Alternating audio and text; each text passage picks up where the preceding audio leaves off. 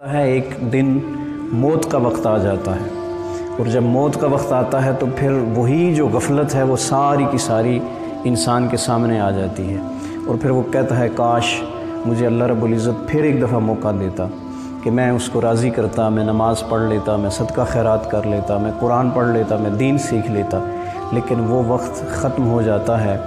جب موت کا فرشتہ آ گیا، اجل آ گئی، تو پھر اپنی غفلت پہ پچھتانے کے سوا کچھ نہیں ہوتا۔ اسی طرح کہ حضرت یعقوب کے بارے میں آتا ہے کہ حضرت اسرائیل آپ کے پاس آئے تو آپ نے ارشاد فرمایا کہ جب بھی آپ نے میرے پاس آنا ہے، یعنی موت کا پیغام لے کے جب بھی میرے پاس آنا ہے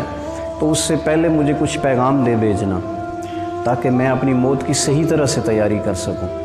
یہ کسی عام شخص کی بات نہیں میں کر رہا، یہ اللہ کے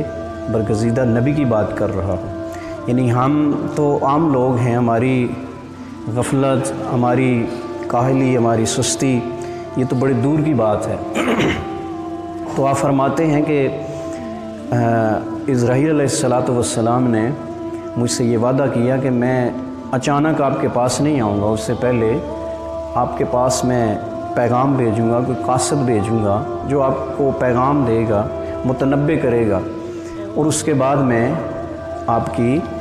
جو روح قبض کرنے کے لیے اللہ کے حکم سے حاضر ہوں گا۔ تو آپ فرماتے ہیں کہ زمانہ گزرا، جب حضرت اسرائیل علیہ السلام آپ کے پاس آتے ہیں تو آپ نے ارشاد فرمایا کہ کیسے آنا ہوا، ملاقات کے لیے یا پیغام کے لیے؟ تو آگے سے موت کا فرشتہ کہتا ہے کہ پیغام کے لیے بھی نہیں اور ملاقات کے لیے بھی نہیں، اللہ رب العزت کی رضا کے لیے، آپ کی روح قبض کرنے کے لیے میں حاضر ہوا ہوں۔ تو حضرت نے آگے سے ارشاد فرمایا کہ آپ نے تو ایک میرے ساتھ کمٹمنٹ کی تھی، ایک وعدہ کیا تھا، تو وہ کمٹمنٹ پوری نہیں ہوئی ہے، وہ وعدہ پورا نہیں ہوا ہے، آپ نے پہلے کوئی قاصد نہیں بھیجا ہے، کوئی پیغام نہیں بھیجا ہے۔ تو حضرت اسرائیل ارشاد فرمانے لگے کہ میں نے آپ کے پاس 3 قاصد بھیجے ہیں، 3 پیغامات بھیجے ہیں، اور اس کے بعد میں آیا ہوں، چوتھی دفعہ میں آیا ہوں۔ تو آپ نے ارشاد فرمایا وہ پیغامات کیسے تھے؟ تو حضرت اسرائیل نے ارشاد فرمایا کہ سب سے پہلے جو آپ کے پاس ایک قاصد آیا تھا، وہ قاصد آیا تھا کہ آپ کی داڑھی کے بال سفید ہوئے ہیں۔ یہ موت کا پہلا قاصد تھا، یہ موت کا پہلا پیغام تھا آپ کے لیے کہ جب آپ کی داڑھی کے اندر سفید بال پیدا ہونا شروع ہو گئے تو یہ موت کا پہلا پیغام تھا آپ کے لیے۔ پھر فرمایا دوسرا پیغام، جب آپ کا جسم جوانی سے بڑھاپے کی طرف منتقل ہوا تو یہ دوسرا پیغام تھا، یہ موت کا دوسرا پیغام تھا آپ کے لیے، دوسرا قاصد تھا میرا۔ اور پھر فرمایا تیسرا، جب آپ کا جسم اتنا کمزور ہو گیا، ضعیف ہو گیا کہ آپ اٹھنے بیٹھنے میں بھی اور چلنے پھرنے میں بھی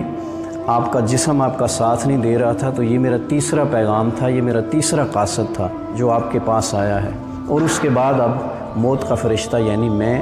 روح قبض کرنے کے لیے آپ کے پاس حاضر ہوا ہوں۔ تو حضرت یعقوب علیہ السلام وہ تو رب کے نبی ہیں، یہ ساری چیزیں ہمیں دکھا دی گئی ہیں، انبیاء کے ذریعے دکھا دی گئی ہیں،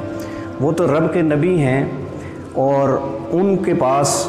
جبریل بھی آتا ہے، اسرائیل بھی آتا ہے، پیغام بھی آتا ہے۔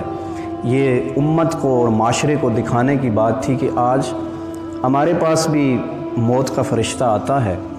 موت کا پیغام آتا ہے، موت کا قاصد آتا ہے، لیکن کیا ہم اس کی طرف توجہ کرتے ہیں؟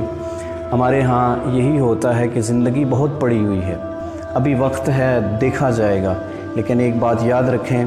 کہ وقت کسی کا بھی ساتھ نہیں دیتا، کسی وقت بھی اجل آتی ہے تو انسان اس دنیا سے چلا جاتا ہے۔ اس بات کا خیال رکھنا چاہیے کہ ہماری زندگی جب غفلت میں ہم بہت ساری زندگی خراب کر دیتے ہیں، تباہ کر دیتے ہیں، تو ایسی عمر میں انسان لازماً جاتا ہے کہ ایک وقت اس پہ ضرور کوئی شخص بھی ہے، کتنا سخت دل ہو، کتنا گناہگار ہو، ایک وقت اس پہ ضرور آتا ہے کہ وہ اپنے جب ماضی کو یاد کرتا ہے تو اسے بڑا دکھ ہوتا ہے، وہ بڑا غمزدہ ہوتا ہے،